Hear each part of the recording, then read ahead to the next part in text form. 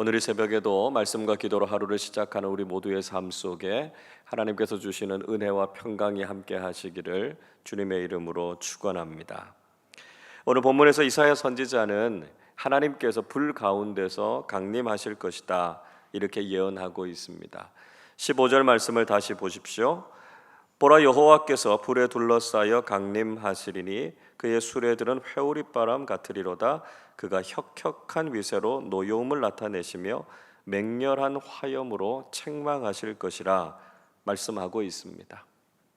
하나님께서 불에 둘러싸여서 강림하시고 하나님께서 타신 수레들은 회오리바람 같을 것이다 말씀하고 계시죠. 이렇게 하나님께서 강림하시는 이유는 악한 세력들을 심판하시고 책망하시기 위함이었습니다. 하나님께서 그 놀라운 위엄으로 믿지 않는 자들을 향해서 노여움을 나타내신다는 것이죠.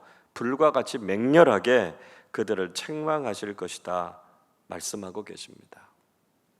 하나님께서는 악하고 거짓된 세력들을 그냥 내버려 두지 않으시고 마지막 때에 그 노여움으로 심판하시는 분이시다 하는 것을 분명히 말씀하고 있습니다. 또 하나님의 심판에 의해서 죽을 자들이 많을 것이다 말씀하셨지요. 16절 이렇게 말씀합니다.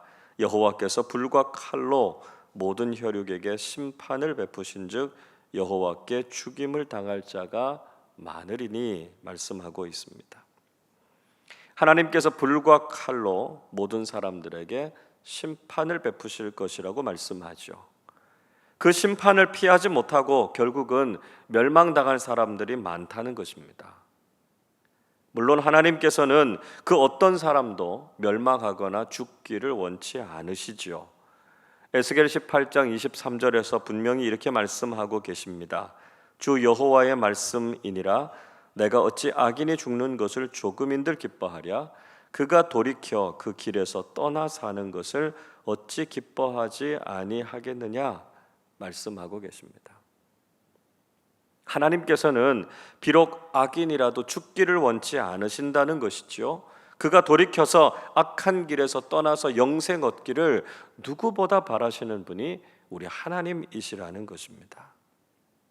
그러나 마지막 순간까지 돌이키지 않으면 하나님께서도 그들을 심판하지 않으실 수 없다는 것이죠. 그래서 결국은 하나님께서 그들을 멸망시키신다기보다는 자신들의 죄 때문에 결국은 하나님의 심판을 받게 되고 죽음을 당하게 된다 하는 것이죠.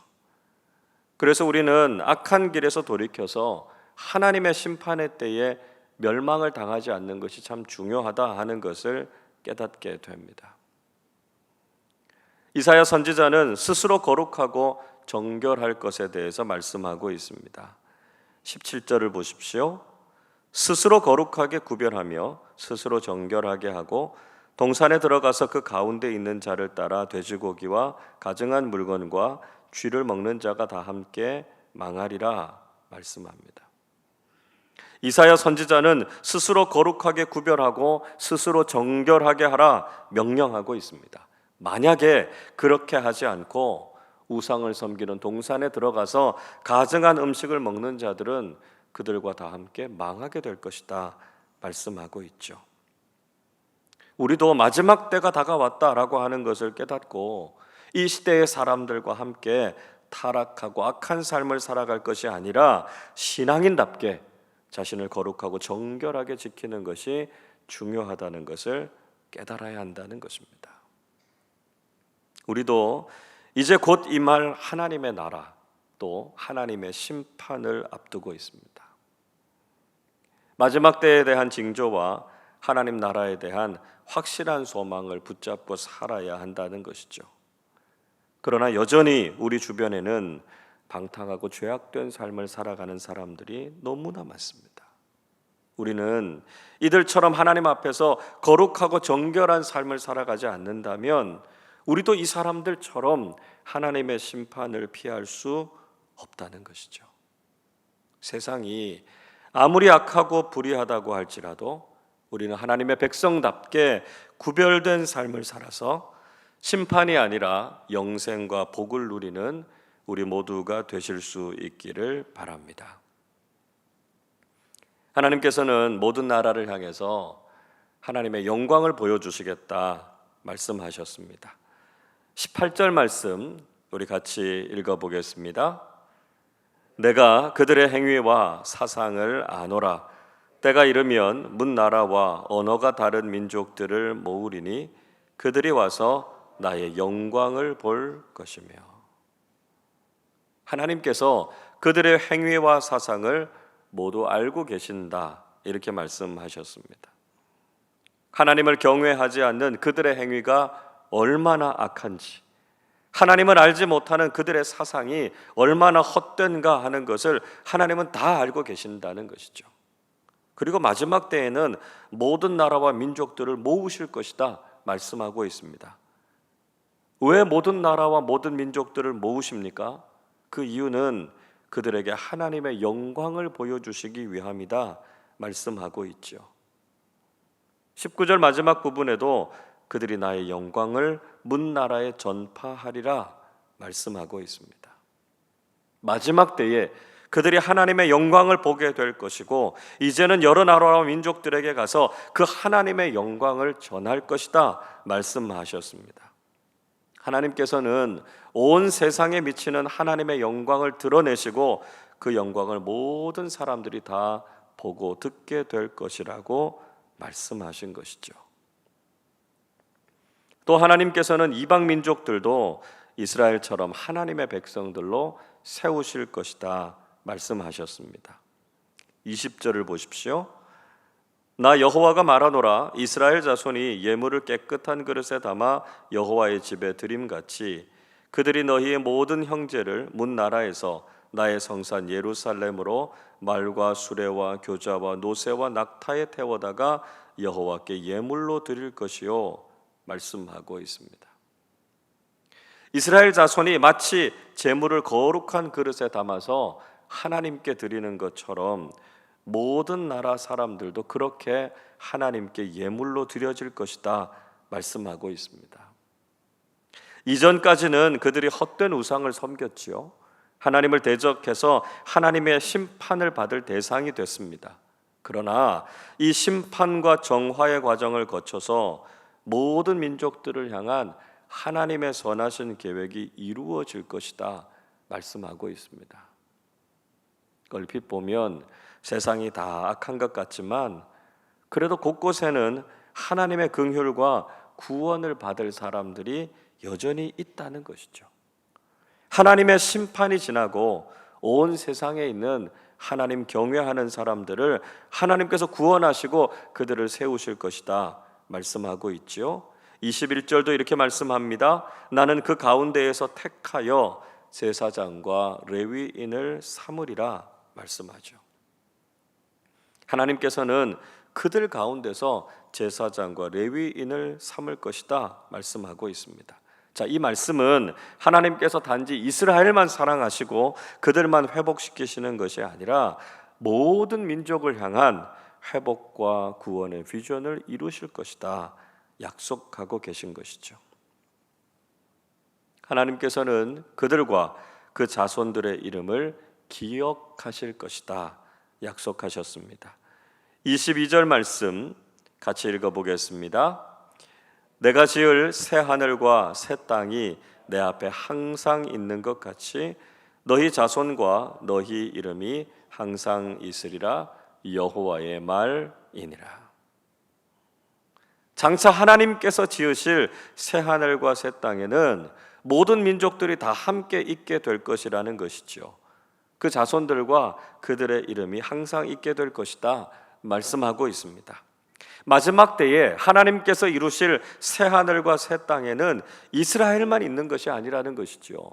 모든 민족을 위한 하나님의 구원과 회복의 은혜가 있게 될 것이고 그 구원의 역사를 모든 민족들이 다 경험하게 된다는 것입니다. 또한 그곳에서 진정한 예배가 회복될 것이라고 말씀하셨습니다. 23절 말씀도 같이 읽어보겠습니다. 여호와가 말하노라. 매일 초하루와 매 안식일에 모든 혈육이 내 앞에 나와 예배하리라. 하나님께서는 매월 초하루 월삭의 예배를 의미하지요. 매 안식일마다 드리는 예배, 즉 주일마다 드리는 예배를 회복하게 하실 것이다 말씀하고 있습니다. 하나님께 드려주는 거룩한 예배가 회복될 것임을 말씀하고 있습니다. 지금도 곳곳에는 예배가 무너져 있습니다. 영과 진리로 온전한 예배가 드려지지 못하는 곳들이 많이 있죠. 그러나 하나님의 때, 새 하늘과 새 땅에서는 하나님을 경외하는 예배, 영광과 감격이 가득한 예배가 드려지게 될 것이라는 것이죠. 하나님을 향한 온전한 예배가 회복될 것이다 말씀하고 있습니다. 그런데 새 하늘과 새 땅의 바깥에서는 하나님의 심판의 현장을 보게 될 것이라고도 말씀하셨습니다. 마지막 24절을 보십시오. 그들이 나가서 내게 패역한 자들의 시체를 볼 것이라. 그 벌레가 죽지 아니하며 그 불이 꺼지지 아니하여 모든 혈육에게 가증함이 되리라 말씀하고 있습니다. 이사야서의 마지막 말씀이 다소 무섭고 두려운 심판으로 끝이 난다라고 하는 것이 우리 마음을 참 무겁게 할 수 있습니다. 그러나 진정한 회복과 구원은 죄와 악에 대한 심판과 징벌이 없이는 결코 완성될 수 없다는 것이죠. 악하고 거짓된 것을 그대로 두고 어떻게 하나님의 선하심과 완전하심이 이루어질 수 있겠습니까? 예를 들어 본다면 우리가 집을 청소할 때도요, 쓰레기를 다 버려야만 그 청소가 끝이 납니다. 마찬가지로 하나님께서 새 하늘과 새 땅의 비전을 완성하시기 위해서는 악하고 거짓된 패역된 세력들에 대해서 종말이 전제되어야 한다는 것이죠. 결국 하나님께서 완전한 심판을 통해서 완전한 회복과 구원을 완성하신다라고 하는 것을 깨닫게 되는 것이죠. 오늘을 살아가는 우리도 새 하늘과 새 땅의 비전을 가지고 살아야 합니다. 하나님께서는 반드시 악을 심판하시고 선하신 계획을 이루실 것입니다. 믿음의 사람들인 우리를 사용하셔서 온 세상을 향해 하나님의 영광과 구원을 선포하고 전하게 하실 것입니다. 우리가 힘을 다해서 주님의 복음과 하나님 나라의 소망을 증거하는 사람들이 되실 수 있기를 바랍니다. 하나님의 심판은 하나님의 구원과 회복을 위한 필수적인 과정이라는 것을 잊지 마십시오. 하나님께서 악을 심판하시고 반드시 완전한 구원과 회복의 비전을 이루어 주실 것입니다. 오늘도 악한 세상 속에서 믿음으로 인내하고 하나님께서 이루시고 완성하실 새 하늘, 새 땅을 소망하면서 거룩하고 정결한 믿음의 삶을 살아가는 우리 모두가 되시기를 주님의 이름으로 축원합니다. 기도하겠습니다. 이 세상과 우리의 생명을 창조하시고 새 하늘과 새 땅을 완성하실 하나님을 신뢰하며 이 시간 찬양과 감사를 올려드립니다. 하나님께서 악한 세상을 심판하실 때 저희들은 거룩하고 정결하게 자신을 지키게 하시고 하나님의 심판이 아니라 긍휼과 구원의 은혜를 경험하게 해 주시옵소서. 저희들을 통해서 온 세상에 하나님의 구원과 영광을 드러나게 하실 줄로 믿습니다. 온 세상을 회복시키실 하나님의 뜻과 계획을 신뢰하게 하시고 하나님 나라의 복음과 주님의 영광을 위해 쓰임받는 저희들 되게 하여 주옵소서. 새벽마다 이사야서의 말씀을 통해서 회개와 회복의 메시지, 하나님 나라와 메시아를 통한 구원의 놀라운 약속을 깨닫게 해주셔서 감사드립니다. 저희들이 주님 오실 때까지 이 소망과 진리의 말씀을 굳게 붙잡고 새 하늘 새 땅에 거하는 하나님 나라 백성들로 살게 하여 주옵소서. 감사드리며 우리 주님 예수 그리스도의 이름으로 기도하옵나이다. 아멘.